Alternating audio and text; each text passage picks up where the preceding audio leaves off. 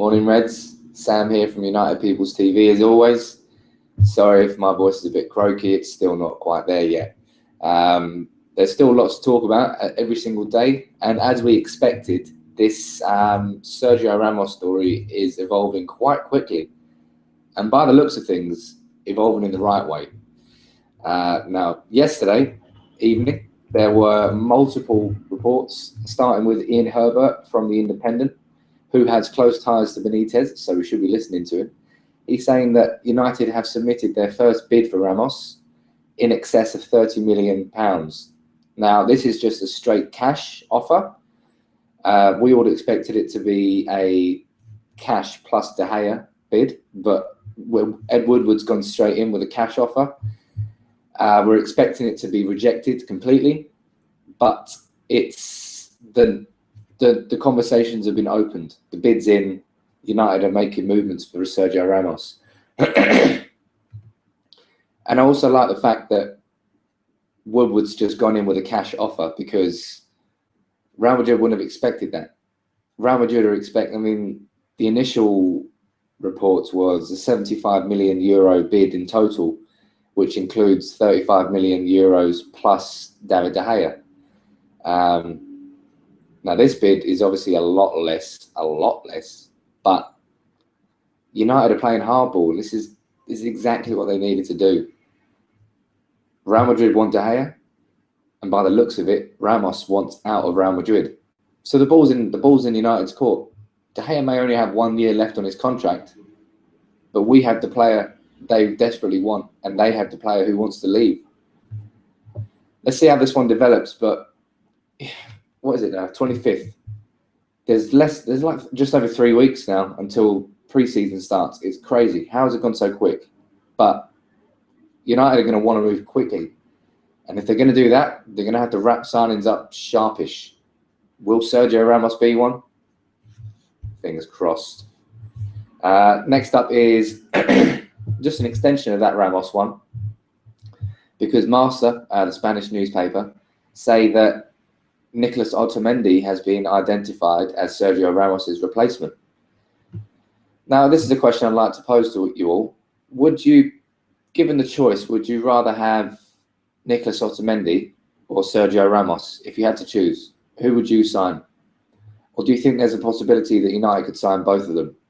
That does seem quite unlikely, but, it's football. So you never know. Another update, this time on Schweinsteiger.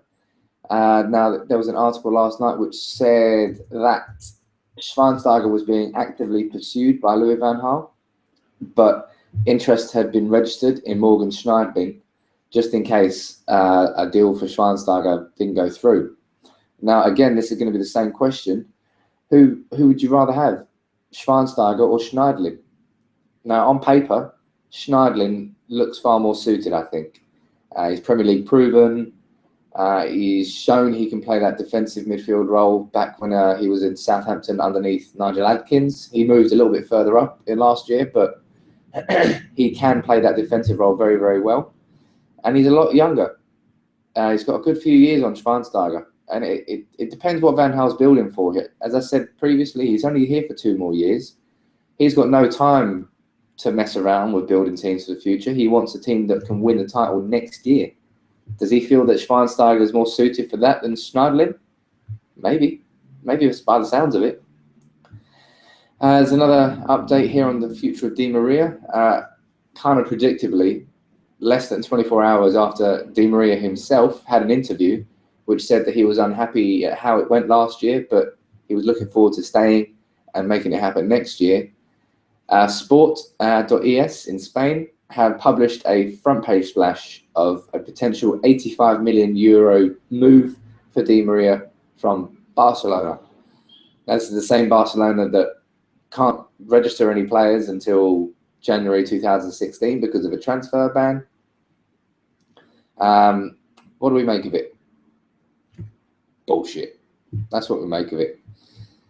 Di Maria's not going anywhere this summer, especially not to Barcelona. Although they did sign Suarez last year for £75 million and then waited 4 months for him, it's a bit different because Di Maria would be ineligible for the Champions League by the time he came. And I don't know. It just doesn't make any sense. Di Maria is going to be here for at least one more year. Next year is his sort of marker year. He's been here for a year now. He should be settled. He should be hitting the ground running. If he isn't, then next summer, I think we can all consider the idea of selling him. And speaking of selling, there are reports in the Daily Mail that Manchester United are closing in on a deal with Celtic for Sadiq Janko. Now, for those of you who don't know, he's a 19-year-old right-back who joined us from FC Zurich 2 years ago now. And he's been progressing really, really well. He went out on loan last year to Bolton, and he was smashing it. Because he's a aggressive right-back, he can also play in right wing, so sort of a versatile down-the-right player. Yeah, and he was doing really well at Bolton. He was only on loan there for less than half a season. And Neil Lennon was singing his praises. He scored a cracking goal. But the Daily Mail is saying that United are closing on a permanent deal for Sadiq Janko to go to Celtic.